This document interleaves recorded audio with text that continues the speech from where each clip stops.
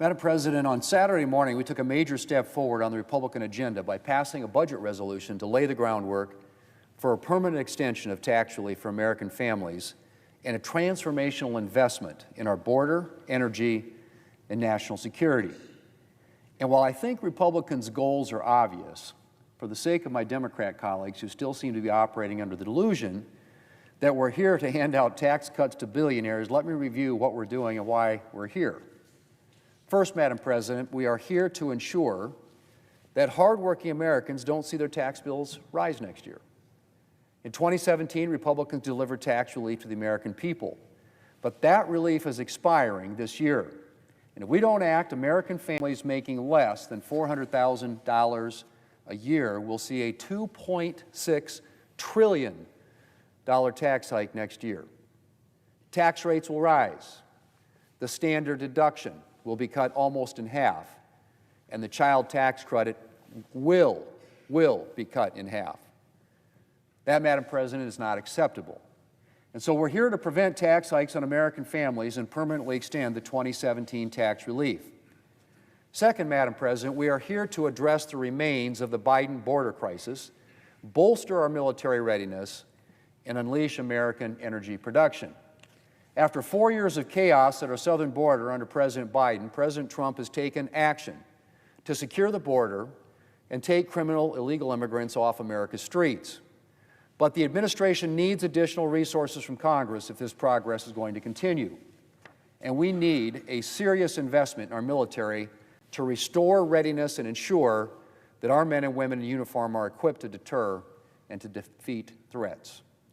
We also need to take action to unleash American energy production.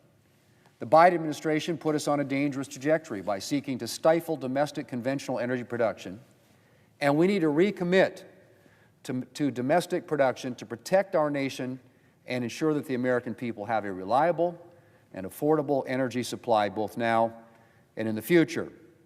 And finally, Madam President, we are here to take a hard look at how taxpayer dollars are being spent. We saw an incredible growth in government spending under the Biden administration. Federal spending in 2024 was 54% higher than in 2019. 54%. And so Republicans are going to take a good, hard look at how taxpayer dollars are being spent and work to return us to a more sustainable spending and fiscal trajectory. Madam President, as I said, the resolution we passed this weekend, and I might say over the objections of my Democrat colleagues who are apparently perfectly okay with allowing taxes to rise for working families, it was a major step forward on delivering on our agenda, and I'm looking forward to arriving at a final bill. Discussions on that will continue on the floor. Meanwhile, or off the floor, I should say, meanwhile, on the floor, we'll continue to deliver on other priorities, including building out the President's administration and lifting burdensome Biden regulations through Congressional Review Act resolutions.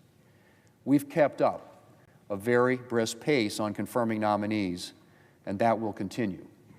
By the end of this week, I expect to have added several more to our total. And I also expect to consider a resolution this week to roll back a heavy-handed Department of Energy rule.